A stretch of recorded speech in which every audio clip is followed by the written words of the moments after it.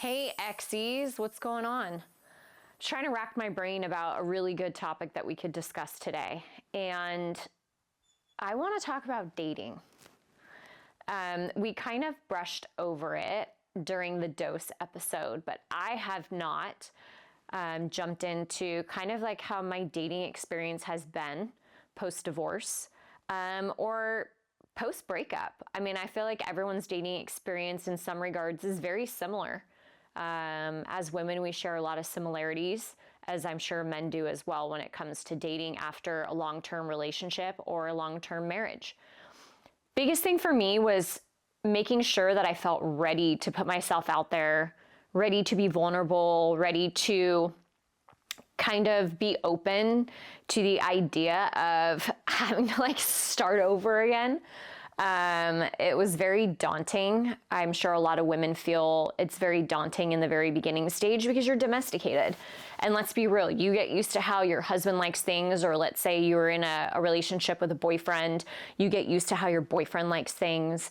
And so you kind of find your flow in your relationship. And then having to start all over again, kind of own who you are as this new person, or owning who I was as like this new version of Lauren, coming out of something that was, you know, so consistent and such an everyday experience, you get so wrapped up in finding your flow. And so for me personally, when I started dating, the first thing for me, all my girlfriends are like, you have to try the apps. Okay, fine.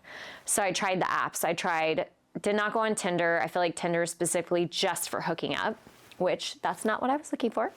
And so I joined the League, which I believe I talked about in the dose episode a little bit. It's a little bit more of an elevated feel to it. You only get so many matches per day. It's not like this over sensory stimulation of messages and likes and swipes and like all the things that just become so all encompassing. Almost feels like a full-time job.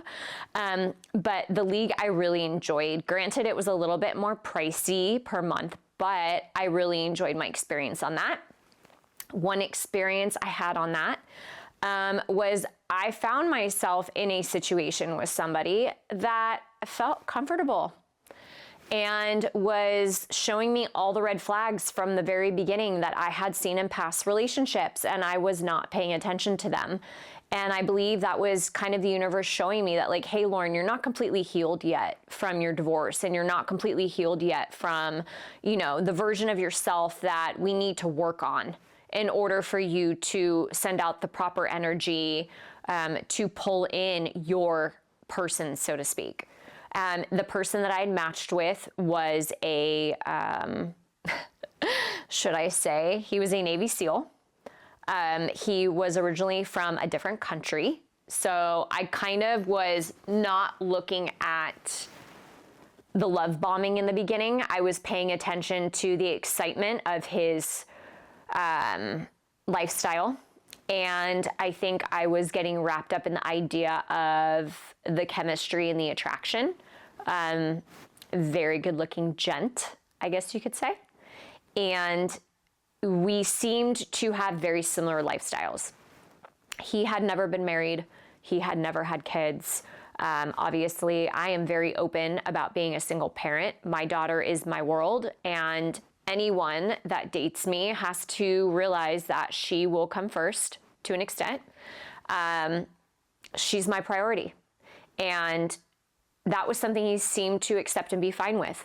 He did not live in Orange County. He lived in San Diego, which was fine with me. I didn't mind the drive very much. So I would drive down there on the weekends, and he would drive up here on the days that I did not have my daughter, and we would spend time together. But there were so many red flags.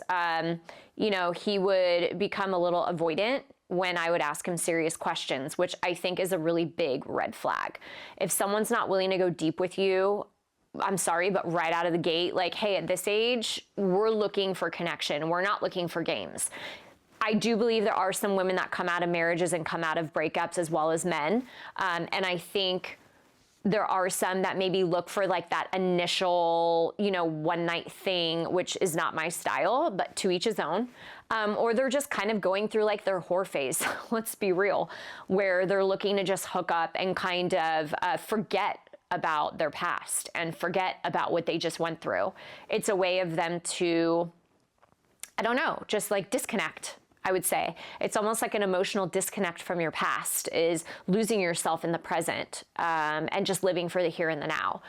Living for the here and now when it comes to dating, I think, is a big thing. For me, it's very hard. I'm very much of a planning personality. I'm very much of a forward-thinking personality. So when it comes to dating, I have to always be very cognitive and present with myself and remind myself that, like, hey, we're not looking for marriage here. We're not looking for your forever guy. We're looking for you to like go out and maybe just enjoy somebody's time and get to know somebody and them get to know you. And so I have to remind myself that when it comes to dating, that's kind of where we're at. I am a very monogamous person. I've never cheated a day in my life and never would.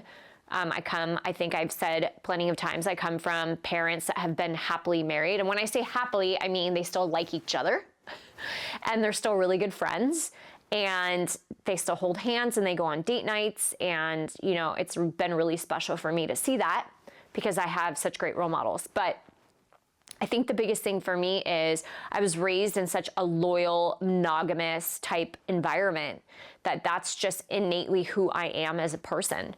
I feed off connection with people, and that in turn is how it is for me when it comes to the opposite sex. I love having deep, meaningful conversations, and I've now realized that is a gigantic red flag if a guy is not willing to be open with you. Obviously, I'm not asking him like what his salary is and if he has any, Roth IRAs, but I do want to know like what you're about, what you like, what you don't like, what makes you tick. What are your passions? What are your hobbies? Because I have a lot. And, I really want to be with somebody that shares that same kind of lifestyle where maybe they have their hobbies and their things. They don't have to be identical, but they have their things that they enjoy doing, and I enjoy doing my things. And I think having your own enjoyments too outside of the relationship is also very healthy. And I think that can only add to your relationship when it comes to your partnership and your connection, is like having your own thing that's yours and then coming together at the end of the day and having something that's ours. But that was the first kind of experience I had post-divorce when it came to dating. Took a break for, I would say, about a year after that. Then I met somebody that I thought was going to be my forever. I met him at my gym, and we're still friends to this day. He is a really great person, but I could tell that he was not emotionally over his ex. And that was something that I had to pull the plug on because I was not willing to be made to feel like I was second best.